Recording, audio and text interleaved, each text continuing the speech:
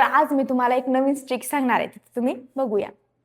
तर सगळ्यात आधी ही क्लिक केबल फाईल आहे, याच्या हा जो आयकॉन दिसतोय आपल्याला याच्यावर डबल क्लिक केल्यानंतर आपली जी फाईल असते ती ओपन होत असते. तर चला आपण ही ट्रिक शिकूया. सगळ्यात आधी आपल्याला इथं शॉर्टकट की दिलेली आहे, त्याच्यामध्ये आहे Alt N J. त्याच्यानंतर आपल्याला क्रिएट फ्रॉम फाईलवर क्लिक करायचे. त्याच्यानंतर आपल्याला ब्राउझरला यायचे. ब्राउझरला आल्यानंतर इथून आपल्याला फाईल सिलेक्ट करून घ्यायची. फाईल सिलेक्ट झाल्यानंतर त्याला इन्सर्ट करायचे. इन्सर्ट झाल्यानंतर परत डिस्प्ले ॲज आयकॉनवर क्लिक करायचे.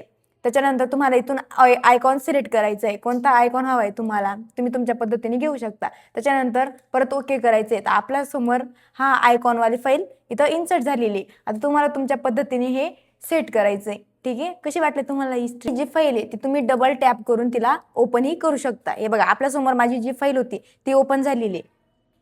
तर कशी वाटली तुम्हाला ही ट्रिक? जर अशा नवीन ट्रिक शिकायची असेल तर आमच्या ओम साई इन्स्टिट्यूटच्या चॅनलला सबस्क्राईब करा आणि पेजला फॉलो करा.